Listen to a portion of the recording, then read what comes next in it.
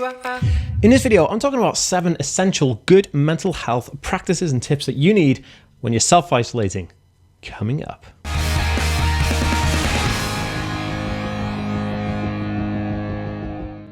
Hey guys, welcome back to the TheAspieWorld. My name is Dan. I have autism, ADHD, OCD, and dyslexia, and I also suffer from a bunch of mental health conditions as well. So if you are new around here and you'd like to learn more, make sure to hit that subscribe button by clicking the notification bell as I make weekly videos on this stuff. So if you're watching over on Facebook, be sure to give this page a like and a follow to see daily videos from me. Right guys, in this video, I'm talking about essential tips for keeping a good mental health, because right now in the UK and around the world, we're going into an isolation period where people are going to be home for long periods of time, and this could have some impact on your mental health. I'm going to be doing everything I can to make sure that I can help reduce everybody's mental health issues to a minimum by giving you guys all this awesome content. So it's currently the 18th of March 2020, which is crazy. It feels like it's been eternity because we're on day 3 of isolation here in Wales, and it's okay. I mean, we're getting there. But I noticed that there was a bunch of things I wanted to talk about because, you know, when you're in a period of things where there's like complete unrest, or there's like maybe political or civil unrest, and there's some pandemic or epidemic on the go, all kinds of feelings and stuff comes out, like fear, you know, the overwhelming feelings of feeling like everything's overwhelming, you know, going to the store and buying stuff. And these feelings can help people feel really down, and their mental health can suffer from that. So some of the things, like I said, would be fear of the unknown, fear of not knowing what's going to happen and how to deal with stuff. Then you've also got fear of feeling overwhelmed, you know, like how you know, all these things going on, you can feel quite overwhelmed, especially people on the autism spectrum and people in general who have mental health conditions that, you know, may flare up when they're dealing with situations like this one. Panic is a huge one. A bunch of people been panicking. There's people been panic buying because they don't know any better, they don't know what to do, they're going around in circles, and then this causes like mass amounts of anxiety, and so your anxiety levels just like spike and you feel super anxious. And then also, you know, you get this loneliness. I mean, if you're on your own by yourself for long periods of time, especially if you're self-isolating or you're isolated in quarantine on your own, you're going to become lonely. Loneliness is a huge thing. I did a couple of videos on loneliness and how it impacts your life and what loneliness does to your mental health condition, which can be quite testing. But don't worry about it, guys. I'm here today to share some tips with you of how you can kind of rock yourself out of any funk you're into and actually prepare yourself for not getting into any funk in the first place, because I care about you and I love each and every one of you. So thank you so much for tuning in to this channel and this video today. One of the things that I feel like people may feel is like if you're being isolated, do you feel like you're the only one who's thinking like that? You know, like the things that you think, oh my goodness, am I the only one thinking like this? You know, but rest assured, don't worry. The majority of people, like 95% of people right now, will be feeling exactly the same as how you are. They'll be worried. They'll be kind of confused. You know, am I doing the right thing? Am I doing the wrong thing? And, you know, maybe a bit of cabin fever wherever possible.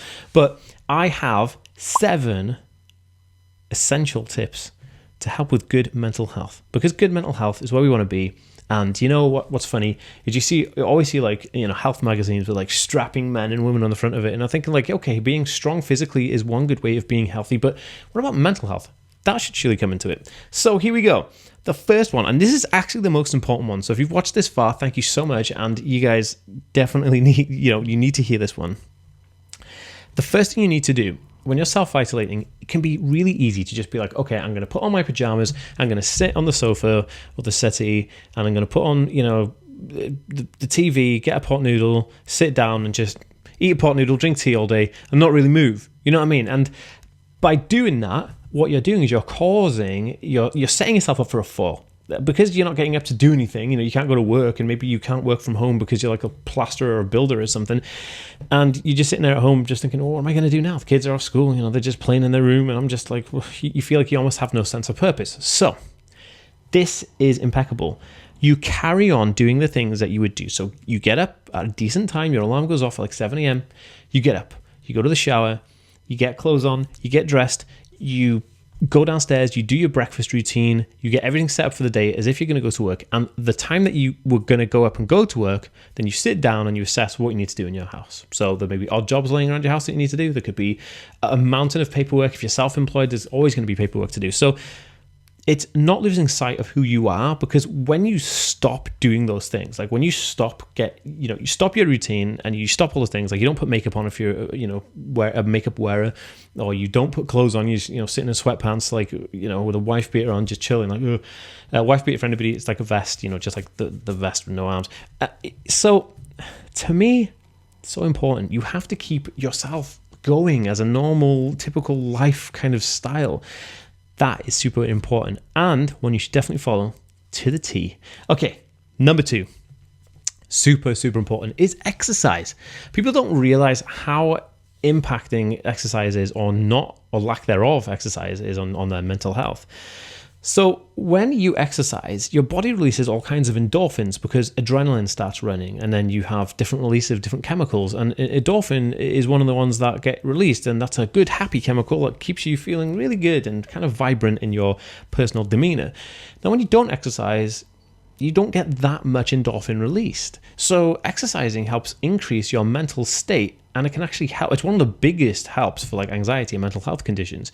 So my advice would be, if you're in a country, like we're allowed to go out for a jog, we're encouraged to go out and jog and run as long as we have social distance here at the moment. So I'm thinking, well, I can go and do my normal jogging routine, and just as long as I avoid people with that 2 to 3 meter thing, or I can just go for a walk, a couple of blocks, do like a mile of walking and come back. They're absolutely fine. But if you're not able to go outside, always think about indoor exercises like, wall press-ups, sit-ups, jumping jacks. Anything you can think of. Even better still, you might actually have some exercise equipment in the house, but don't lose track of it. Just try and add it, even if it's only 10 minutes of exercise. 10 minutes of exercise a day is better than no minutes of exercise anytime. So 10 minutes of exercise a day, even 5 minutes of exercise a day would be amazing. So please think about exercise. It's really good for your mental health. Okay, number 3, and I love this one, it's eating good foods. Now, foods like burgers and chips and pizzas and stuff, they're okay. I love them. I know, I get it. And I'm vegan as well, and I do love junk food. But at the end of the day, we all know that there's some foods that increase bad mental health, but there's some foods that actually increase good mental health. So foods like, raw vegetables, salads, fruit, smoothies, fruit juices, all of these things are high in good mental health action. They just encourage mental health. They promote mental health in a good way. So I would highly recommend trying to get as much fruit and veg in as possible. Okay, I know it's going to be difficult if you're in isolation and you've only got what you got in the house, but try and make the healthier choice. So if you do have a lot of snacks in your house, try to reduce those snacks balance it out with good, fruit and vegetables. And then even if it's tinned fruit and vegetables, it's always going to be better for your body and your mind than kind of going for like the burgers and the frozen chips and all that kind of stuff. So highly recommend, just think about that. Just try and incorporate a little bit more like fruit and veg and stuff into your diet. And what that will do, it will keep your mind active. But there is one thing that I will see about eating foods. Don't give up junk food, because junk food is like morale for the mind. It keeps you going. Because say you had like cereal and toast for breakfast. You had like a nice salad with some like rice or whatever for lunchtime, and in the evening you're gonna have like roasted veg with some like pasta or whatever. That's how I would do it, right? Because it's a typical vegan meal. And then I am thinking, I've got some crisps and some chocolate that I could eat, but you don't want to be eating them all day. But if you tell yourself, I might have a snack later tonight when I'm watching Netflix or something, like, tomorrow night we're gonna have a Netflix night and we're gonna snack. It keeps your mind active. The morale is there because you go, okay, I'm gonna work towards that. It's good. It's a good thing.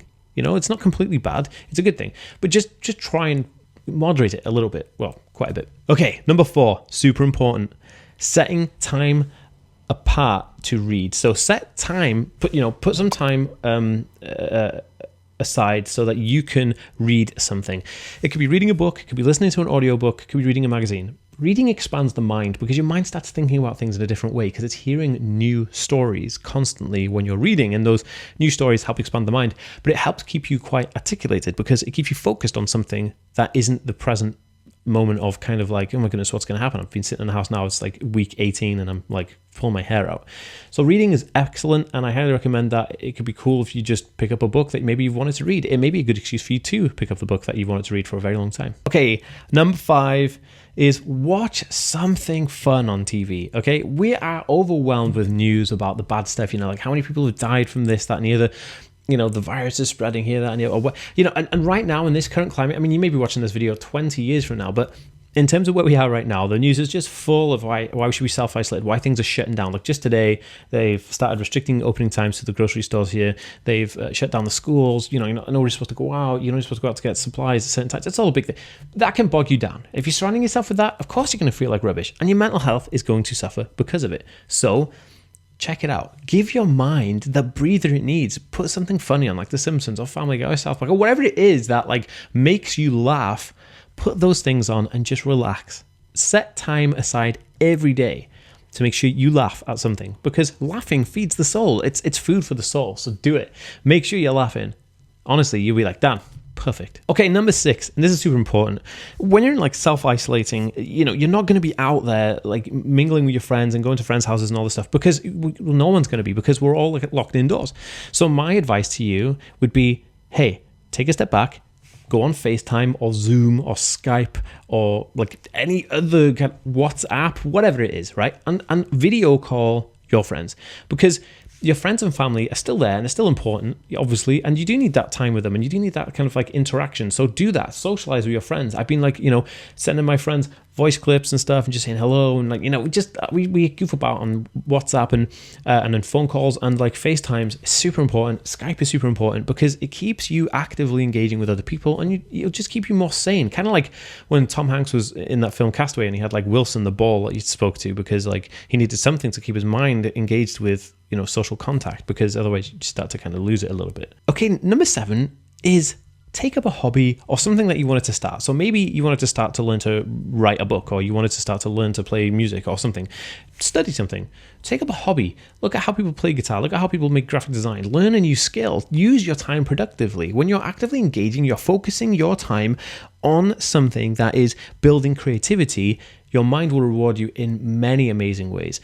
And that is golden to succeeding in times when you may be forced to having bad mental health experiences. Now, I'm not saying that you have to read a book or become like Mozart or whatever. I'm just saying that like try something that you may have not really thought, well, yeah, I want to do that, and I didn't think about it at this time. So just maybe it's even just reading a book, right? Maybe it's just writing a book. Maybe start writing a book. Maybe start a journal. Whatever it is, do it. Try it, because this is your time. Like, use it wisely, but keep yourself active. Keep your mind sane. Also, I have a bonus one. This is number 8 for you. Okay, this is super important, and I learned this the hard way. And I'm terrible at organizing, but keeping things organized, clean, and tidy is amazing. A clean house, a clean environment is a clean and organized mind. The quickest thing that will get you to a mental health dip and a bad mental health position is to have cluttered around surroundings to give you cluttered mind. Mental health dips. It's not a good thing. So make sure that when you in your home and stuff, maybe that could be like the first thing, like when you get up in the morning, you're going to clean and organize everything in your house room by room, and then keep doing it. And then, it's going to be awesome. And I know you guys can do it. But look, guys, if any of you guys are struggling with like mental health and stuff and you want someone to talk to, just hit me up on Twitter or Instagram. I'll follow you right back. And I'll talk to you. Of course I will. We're all in this together. And I'm doing like weekly lives right now as well. I'm doing daily live videos at the moment as well on my YouTube channel. So don't worry, you're not alone through this. I'm here with you guys. You're awesome.